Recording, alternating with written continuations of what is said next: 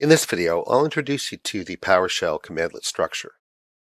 PowerShell uses commandlets, which are lightweight commands used to perform functions. They are used throughout the Windows PowerShell environment, and runtime invokes commandlets depending on the automation scripts that you enter at the command line. They can be invoked by the Windows PowerShell application programming interface, and there are more than 200 core commandlets in Windows PowerShell. They use the .ps1 extension, and each commandlet has a help file that provides a description, parameters, syntax, and a usage example.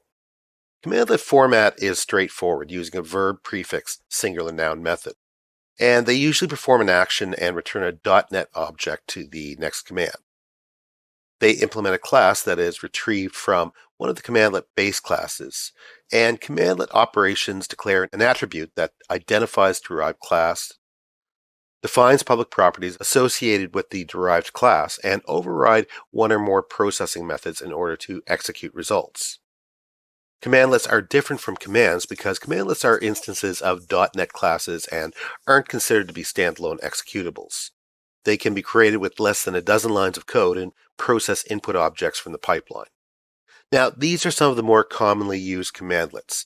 Things like copy item, get location, move item, new item, remove item, rename item, and set location. And when you start working with PowerShell, you're going to find yourself familiarizing yourself with these particularly to start with.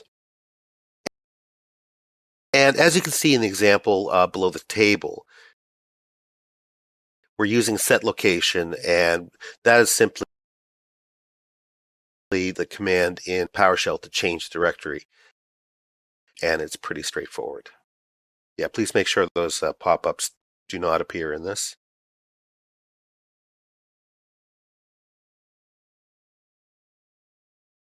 In this video, I'll demonstrate how to use PowerShell commandlets. Now, in PowerShell, we have things called commandlets, and they're basically the commands that you use. So just think of the shortened version, CMD, as being command, and commandlets is how it's pronounced. Now, commandlets have a very strict syntax of verb, singular noun, followed by parameters. And there are about 100 verbs approved by the PowerShell team, although there's no way to really enforce that. I mean, if you created your own commandlet, you could choose any verb you want. But there is a specified set of best practices and a list of approved verbs because standardization is important. Now, we're just going to look at a couple of the basic commands in PowerShell. Probably the most common one is the get command. And it looks like this, get dash command. And then I put a space and then another dash. And in this case, what I want to do is I want to get information on a module. So I'm going to type in module. And notice how the color coding is happening there. And that's because the PowerShell interface is recognizing the various elements here and doing the code highlighting or code coloring for us. Now, in this case, what I want to do is get information on a module in Windows Server called Server Manager. And just press enter. And there you can see the various items that come back with the PowerShell information on Server Manager. And as you can see, there are different types of commands. We have aliases, we have functions, and we have the commandlets themselves. So let's take a look at something else. Now, this time what I'm going to do is use a shortened version of this, GCM, which is short for the get command.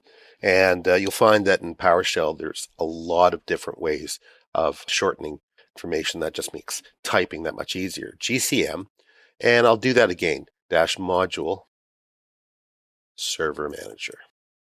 And you get the same results. So as you can see, the GCM is just a shortened version of the get command. Let's clear that with CLS. Now let's try something else. GCM for the get command. And in this case, I'm going to search on a name. So I'll use a dash and name. And then I'm going to use asterisks. And this is going to allow me to do this. I'm going to encase the word get in asterisks. And when I press enter, it's going to show me all the various PowerShell commands, functions, aliases, or commandlets, functions, and aliases that are available for the get command. And that just means that they contain the word get. So let's take a look at something else here. Scroll down. GCM, name, let's try IP. And press enter. And you can see all the various aliases, functions, commandlets, and even applications that encompass the term or the word IP. So the basic command structure of PowerShell is fairly straightforward. Again, remembering that we do have this strict syntax of verb and then singular noun and then the parameters. And there's going to be a lot of memorization and a lot of using the help system and especially the PowerShell ISE in order to use PowerShell effectively because as you can see, there's tons and tons of different types of commands in PowerShell.